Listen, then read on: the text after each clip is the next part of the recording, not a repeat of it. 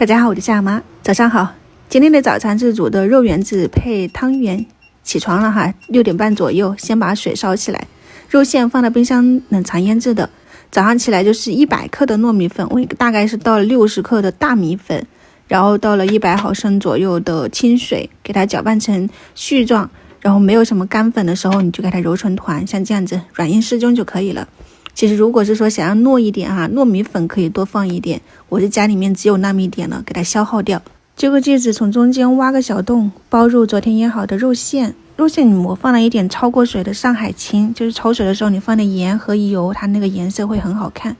肉馅就是五花肉，